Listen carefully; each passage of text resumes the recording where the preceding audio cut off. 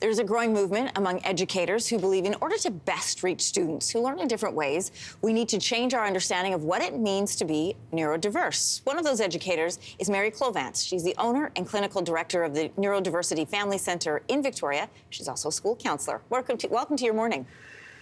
Morning. All the way from the West Coast. I know, this is early for you, so thanks for being here.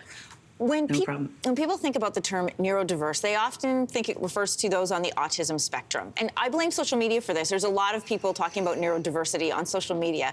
But clarify for us, what does being neurodiverse actually mean?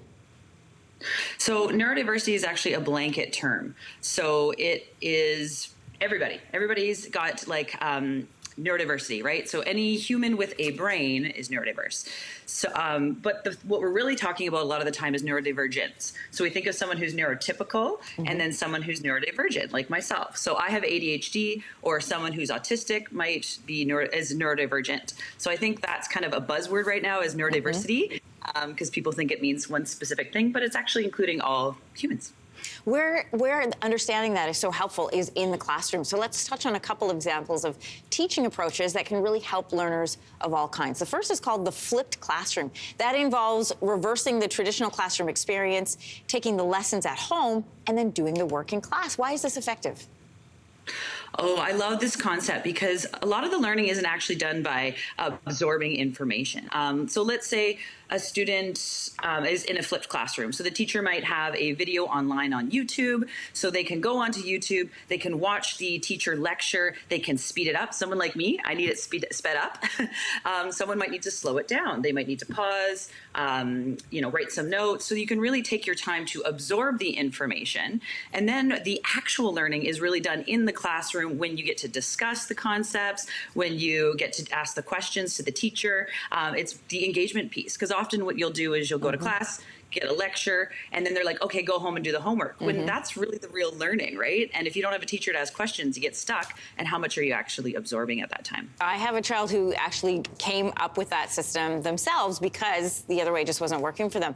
Another approach you take is referred to as project-based learning. The idea here is to have students undertake projects, both things that interest them. Those are things assigned by the teacher, of course. How does this work? So project-based learning, it can also be called inquiry-based learning. So I work at Oak Bay High in Victoria, and one of our teachers there, Trevor McKenzie, he's really into the inquiry-based learning. He's got a book, he does all the things. But it's really about finding out what a student's interest area is, let's say in an English class, and basically half the semester is just them focusing on that interest. So when it comes to neurodivergence, a lot of people like myself who have ADHD, one of the traits is being hyper-focused on something that is really interesting to us. Same for autistic people.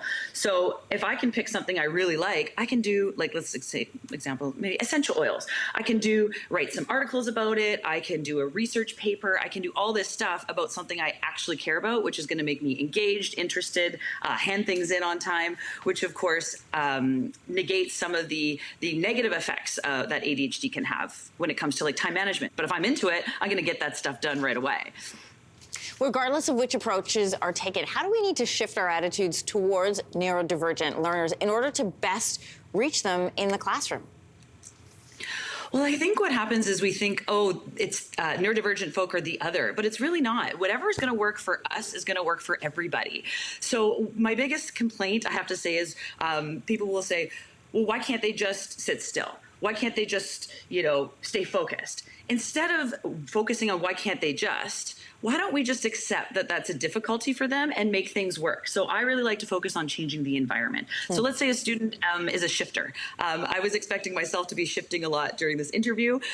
So for me, it's like, okay, put me at the back of the class so I'm not distracting as many kids, but I can still move because I learn better. I speak better when I'm moving. I need to have that. So I think my biggest thing is if educators can really focus on not forcing the kid to be neurotypical, but actually going, okay, this is something they need. How can I provide that to them in a way that's maybe less distracting to others? Because I think that's the biggest concern is we go, oh, they talk too much. And so that's concerning and distracting to others. Instead of going, okay, let's make sure they're doing a lot of group work in this class. I got a lot of talkers. Let's make sure they're doing more discussion, more group work, instead of sitting and writing, little pieces of paper. Mary, I love all of these ideas. Hey, thanks for getting up so early for us on the West Coast. We appreciate you being here. Thank you. Thanks for having me. Hey, thanks for watching. If you liked this, be sure to subscribe here, or you can check out more Your Morning videos right here.